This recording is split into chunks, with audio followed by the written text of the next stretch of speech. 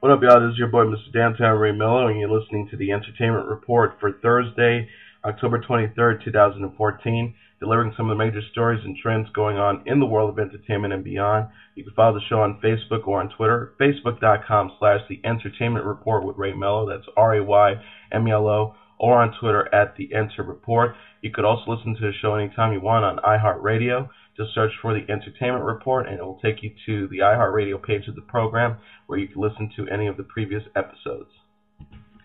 News that a doctor in New York City tested positive for Ebola virus prompted CNN, Fox News Channel, and MSNBC to break into their regularly scheduled programming on Thursday night and air extensive live coverage.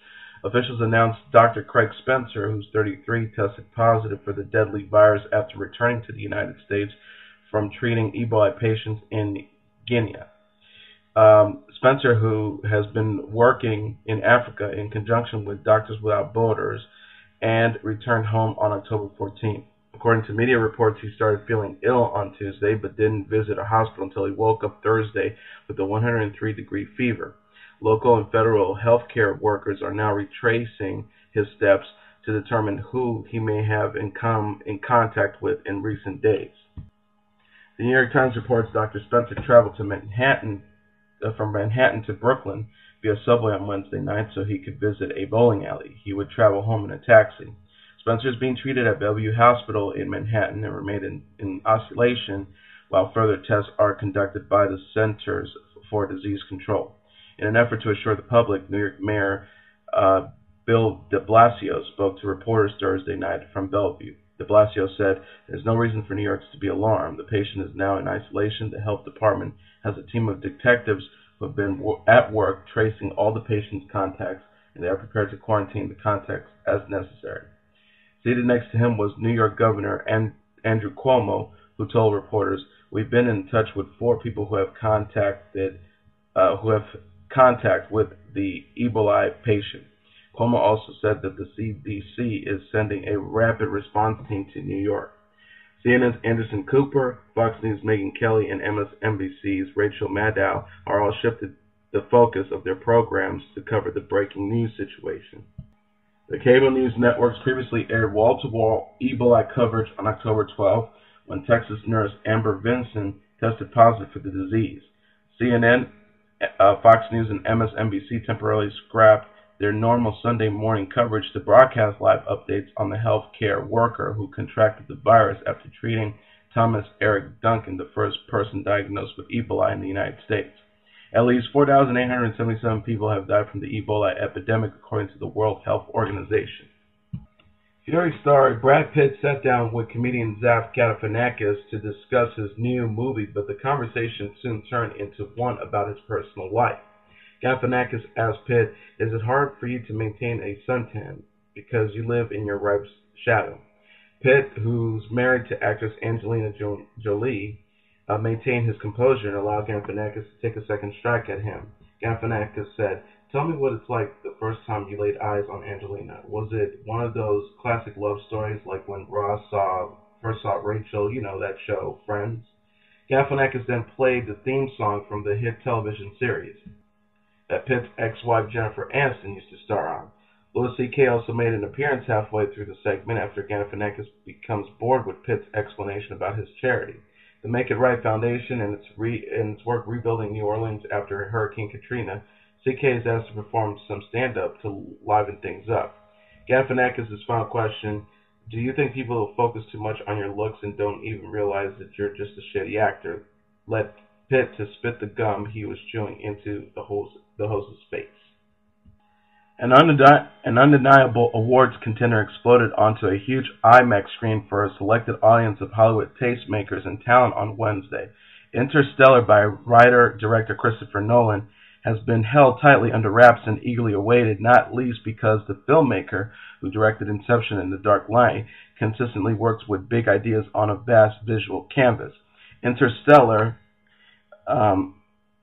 did not disappoint in that regard, offering up the filmmaker's stunning vision of a future in which the survival of humanity is not a given. The movie stars Matthew McConaughey as Cooper, an astronaut seeking new habits in space as humanity chokes on a dying Earth.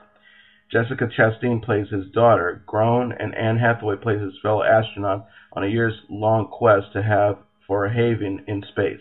Casey Affleck plays McConaughey's grown son.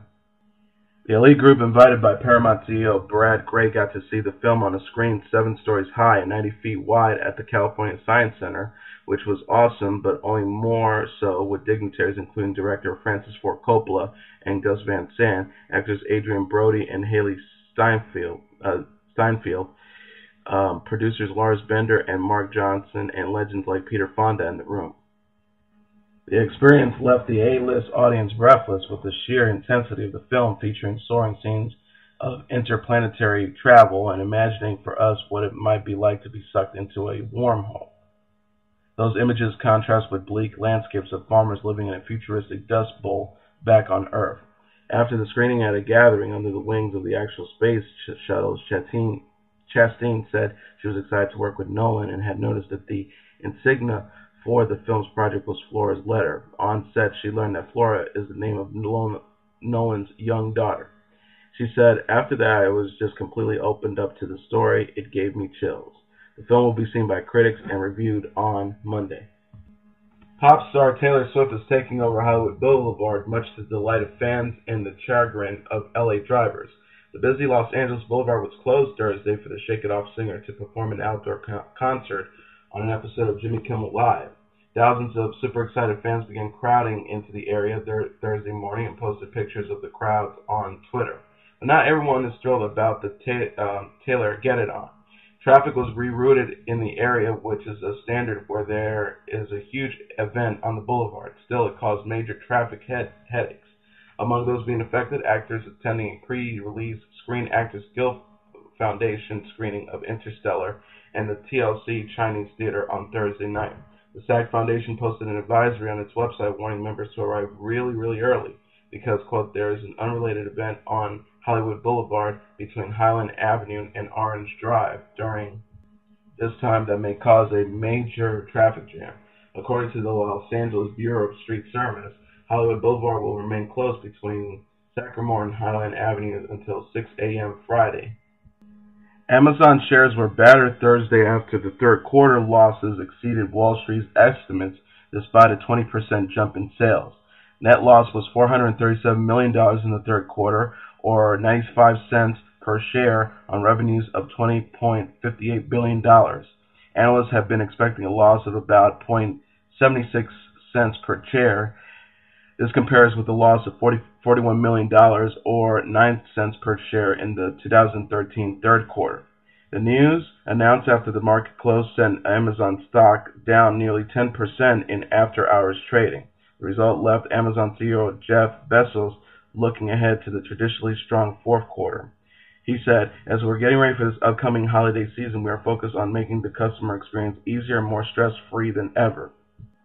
Amazon CFO Tom Zoktak cited an increase in textbook rentals as opposed to sales and heavy product discounting as two important reasons why the company lost more revenue than expected. He said, "We're looking at a number of different metrics over a long period of time.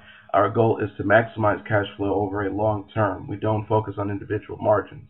Among its list of third quarter highlights, the online retailer quarterly release noted a 10-episode second season for its comedy Alpha House featuring John Goodman, available exclusive on Amazon's Prime Instant Video, and its critically acclaimed dark comedy series Transparent, which stars Jeffrey Tambor. What the company didn't mention was its ongoing feud with Hatchet book publishers. As the Wrap previously reported, Colbert Report host Stephen Colbert gave the company a very public middle finger in June, while Hatchet authors scolded the retail giant for its tactic of delaying shipment times of Hatchet-issued books, which discouraged hard copy sales in favor of Kindle sales. After years of talking about a Chet Baker biopic with Richard Linklater, Ethan Hawke is finally getting the chance to play the legendary jazz trumpeter in writer-director Robert Birdow's indie Born to Be Blue, which is currently in production in Canada. Carmen Ejogo and Callum Keith Rennie co-stars in the film, which Hawke helped develop with the producers. The film is produced by Jennifer Jones and Leonard Farlinger of New Reel Films, Bordeaux of Lumanity Productions, and Jake Seal of Black Hangar Studios. Executive producers include William Santer, John Hills, Andrew Chang Sang of Productivity Media, Adam Morto, Stefan Jacobs, D. Matt Geller, and Gupri Chandrachok. K5 International is handling the film's international rights and will introduce Born to be Blue to buyers next month at the American Film Market in Santa Monica. E1 is distributed the film in Canada. Inspired by the rise of the talented yet self-destructive jazz legend, Born to be Blue charts Chet Baker's incredible comeback and the tumultuous love affair that changed the way he played music and helped him on the road to redemption. K5's co-founder Oliver Smith and Daniel Burrow said in a joint statement, Chet Baker was and remains a truly iconic figure, but the real strength of this project is the incredible, powerful love story at its heart. Robert Doar has a clear and brilliant vision for the film that we are sure will resonate with audiences everywhere, added K5 partner and head of sales Carl Clifton. Hawk currently stars in Boyhood and will soon be seen in Michael and Peter Spielberg's Predestination, Michael Almeredia's Cymberline, and Andrew Nichols' Good Kill. He recently directed the acclaimed documentary Seymour, an introduction, which screened at Tirolu, Toronto, and the New York Film Festival. And that is your entertainment report for Thursday, October 23rd, 2014. I'm your host, Mr. Downtown Ray Melo. I'll be back tomorrow to wrap the entire week up, delivering some of the major stories and trends going on in the world of entertainment and beyond. You can follow the show on Facebook or on Twitter, facebook.com/The Entertainment Report with Ray Melo, that's RYMELO, or on Twitter at The Entertainment Report. You can also listen to this episode and any previous episodes of The Entertainment Report on iHeartRadio anytime you want. Just search for The Entertainment Report and it'll take you to the iHeartRadio page of the program. Have a great day, everybody. I'll see you tomorrow. Bye.